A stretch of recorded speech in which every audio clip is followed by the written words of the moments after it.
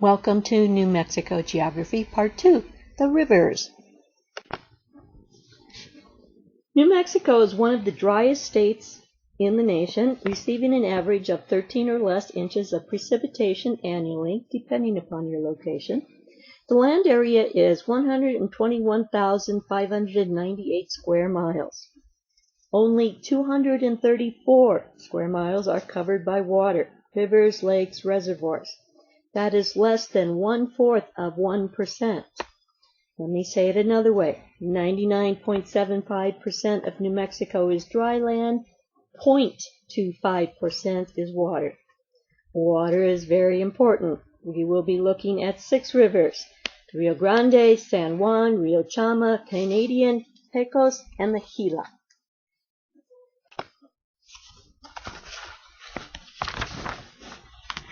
Let's start with the mother of all rivers and the mother of life for much of New Mexico, the Rio Grande. For rivers, I'm using a blue marker, and I'm writing the name of the river on the map next to the river. The Rio Grande starts in Colorado, entering New Mexico in Taos County. Draw southward to just below Los Alamos County, and follow along the regional line for basin and range until the middle of Sierra County. Now draw to the northwest corner of Doña Ana County and go southeasterly to the indentation just west of the border with Otero County. Rio Grande now leaves New Mexico and becomes the border between Texas and Mexico all the way to the Gulf of Mexico. One of the hardest concepts for people living outside of New Mexico to understand is that in New Mexico, our rivers routinely dry up.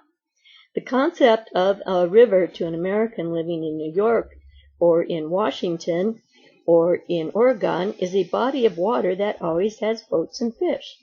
New Mexicans are okay in asking questions like, is there any water in the river? Other people think we're nuts. This map shows the entire Rio Grande watershed from its start in Colorado to its finish in the Gulf of Mexico. The eastern branch also includes the Pecos, which we will discuss in a few minutes. It all empties into the Gulf of Mexico. There are a number of feeder rivers, tributaries, that empty into the Rio Grande in the Mexican states as well, such as Nuevo León.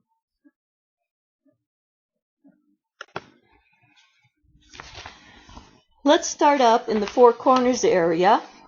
Take your marker and let's go to northwest New Mexico. The San Juan River enters New Mexico from Colorado into Rio Arriba County. Takes a nice leisurely arc south in the top portion of San Juan County and then heads back to Colorado and Utah, flowing westward towards the Pacific Ocean. This one's easy to remember. The San Juan River is in San Juan County.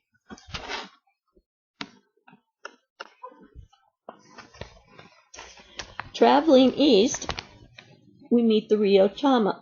Rio Chama is also born in Colorado and stays a mountain region river. Rio Chama enters Rio Arriba County near the mountain region boundary line, follows the boundary line south until just north of Los Alamos County. Now Rio Chama heads east and flows into the Rio Grande.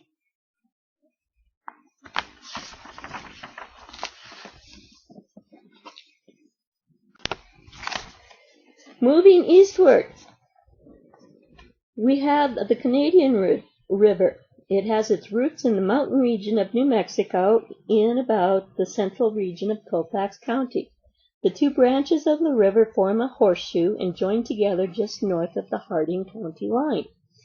The Canadian River flows south through Harding, slopes eastward in San Miguel County to exit San Miguel into Quay County. From Quay County, it's straight east from the New Mexico plains into the Texas plains. No one is really sure why the Canadian River is in New Mexico. The Comanche and the Kiowa referred to it as the Red River. Apparently, some early French trappers noticed that a portion of the river flowed towards the northeast in the general direction towards Canada. These French trappers thought the river would take them back to Canada and called it the Canadian. The name stuck. Let's not judge the French trappers, since obviously the rest of us had continued to use the name for the past 200 years. Here's our second longest river in the state, the Pecos. It also gets its start in the mountain region and then becomes a plains river. Create another horseshoe in western San Miguel County, with the two open ends sticking into the mountain region and the closed end resting on the county line between San Miguel and Guadalupe County. From the bottom of the horseshoe, draw to the bottom step in the south boundary of Guadalupe County. This also positions your marker at the halfway point of Baca County. The rest is easy. Head south to Texas. You can add a little artistic flair with some curves and waves along the way. A river never truly runs straight.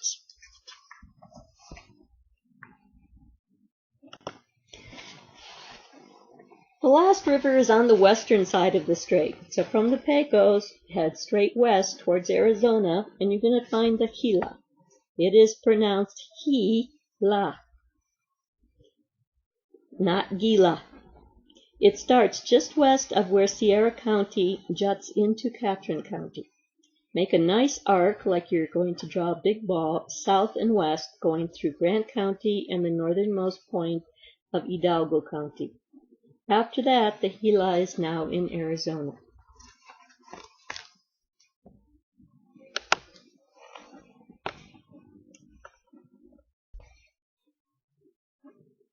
Yahoo! You've done a great job with the rivers. Go on to part 3, finish up the mountains on your map.